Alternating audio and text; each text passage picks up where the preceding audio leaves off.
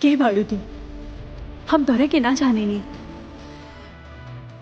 तोहरा बड़ा होके के बाद हम हमेशा से तोहरा ही साथ रहनी।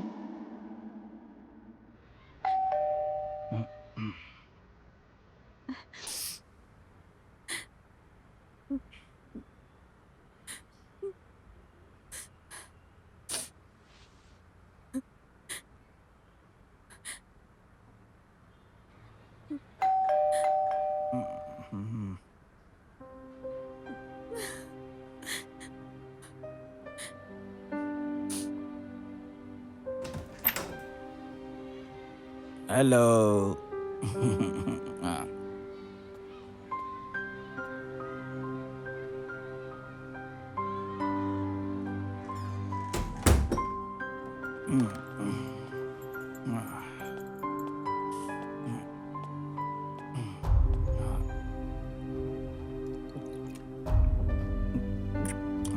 अरे तू फोन काहे नहीं के कैलू? हम फोन कहीं नहीं तो फोन बंद आवत बैटरी रहा। खत्म हो गई लोई, ध्यान ना देने। का भाई? सर में दर्द होता। तो दवा ले ला। ना, ओकर जरूरत ना रहे। का तू कुछ खैला? ब्रेड रखल भूख बा। नहीं खे, नहा लेता नहीं।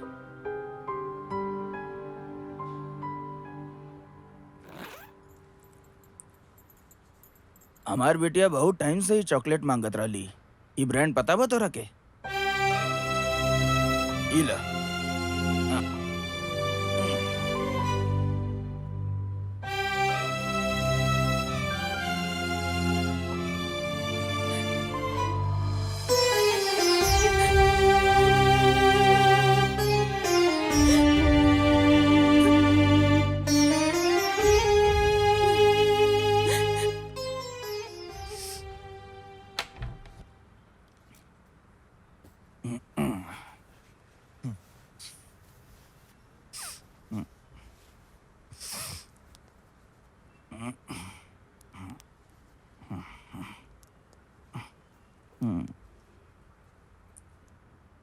अब तबीयत कैसन बा? पहले से बेहतर बा। हमरा के तो नइखे लगत, खाली हेडेक बा। कुछ तो बात बाटे। ना, लेकिन ई बतावा ऐसन काहे लागल तोहरा के? अचानक आभास भइल। हमनी के बियाह न करे के चाहत रहल, पता ना काहे कर लेनी। मन में बहुत उलझन होखेला। हम तोहार कोनो सपना, कोनो अरमान कबो पूरा न कर सकनी। तू ऐसन काहे कहा ताड़ा? तो चलो एक काम करल जाओ, एगो वेकेशन खातिर कहीं टूर पे चलल जाओ। ई बोरिंग रूटीन से हमने के बाहर निकले के पड़ी। बनारस, लखनऊ, प्रयागराज, जहाँ तोर मन होखे बोला। अभी ना लियो, कभी और चल ले हमनी के। ऐसन काहे बोला ताड़ू? तू ही तो जिद करत रहलू। सही कहला, फिर भी बाद में चलब। जैसन तोहार मर्जी।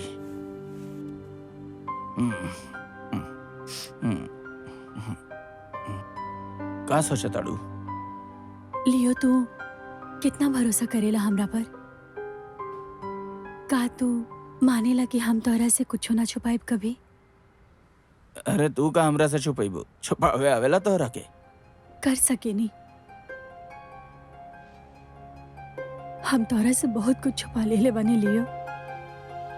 वो जवन साड़ी रहे, वो 3500 के ना रहे। वो अच्छा, तू हमरा का बेवकूफ समझलू का? वो साड़ी कम से कम 6 से 7 हजार के रहल होई। हम समझ गए नी कि झूठ यही खातिर बोललू कि हम भड़की ना। हमरा पता बा तू हमरा के झूठ बोलत रहलू ताकि हम गुस्सा ना हो जाई ना। हमने के एक दूसरा से कभी कुछ ना छुपाई। तब फिर तू बता सकेलू और अपन पति के असली चेहरा के भी देख सकेलू। तब वो सिर्फ एगो मर्द होखत, ना कि तोहार पति। कूल डाउन अभी, इतना टेंशन ना लेवे के। हम जानना था नहीं तू हमसे कुछ ना छुपा सकेलू।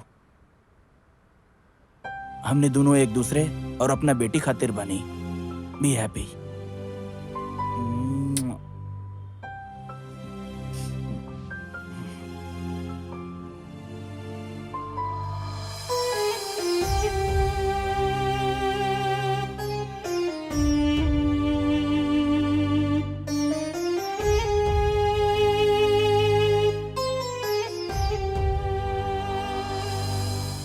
अभी हम ये देख चुकल बानी, बाकी के हम कल देखब।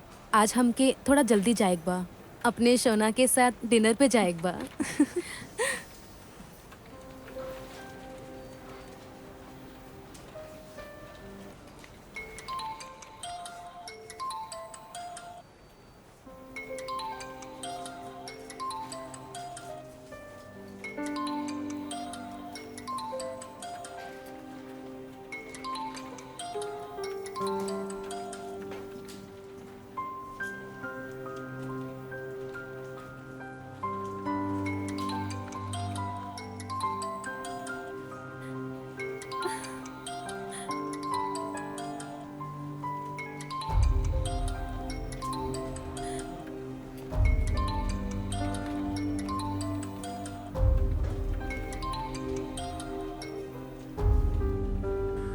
अभिरामी कैसन बाड़ू तू?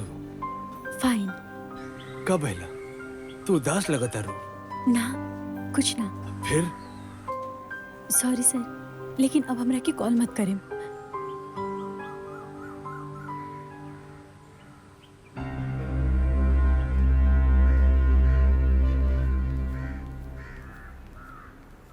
अभिरामी,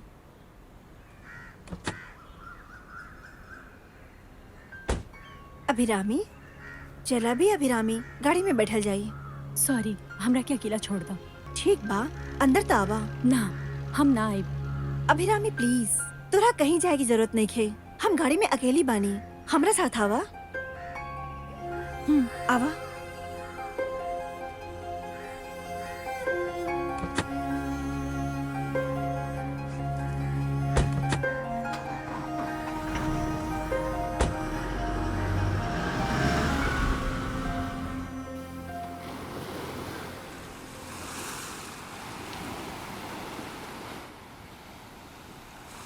त तू आपन मन काहे बदल लू? हम कहनी ना, हम ना कर सकेनी। हम केहू के पत्नी बानी, हमारी एगो बेटी बा। हम अपन पति के कभी भी धोखा ना दे सकेनी। अजय भाई उबारे में का गलती रहे, जे दोबारा ना हुई। ऐसन बा, अभिरामी तू नदी की तरह बह रहल बाड़ू। माधवन सर हमरा साथ भी काफी एक्सपीरियंस शेयर केले बानी। एम आई राइट? तू हमरा के विलम्ब मत करा। तू सही सुन ले बाड़ू। हाँ, वो हमरा जरिए ही अपन प्यास बुझेले बा। केहू भी लेके चल जाए, सिर्फ ओकर एक झलक से वो असली मर्द बा। लेकिन हमार पति तो नहीं खे। हम उनका के जितना पसंद करेनी, ओकरा से ज्यादा नफरत करे लागल बानी। प्लीज हमरा के फोर्स मत करा। अगर तू माधवन से ऐसे दूर रहबू तो हमरे हिसाब से तू काफी लॉस में जेबू। तोहरा के पता बा, तोहरा सामने आसमान छुए के रास्ता बा, तो काहे रुके के बा? कल तुम्हारी शरीर मिट्टी में ही मिल जाई है। ये सब जवानी तक ही रहेला, फिर बाद में शायद तू तरसबू एक ही खातिर, फिर शायद ये गलती की खातिर पछताएबू। प्लीज हमरा के भड़कावा मत, जबरदस्ती मत करा मिले खातिर। हम चाहता नहीं।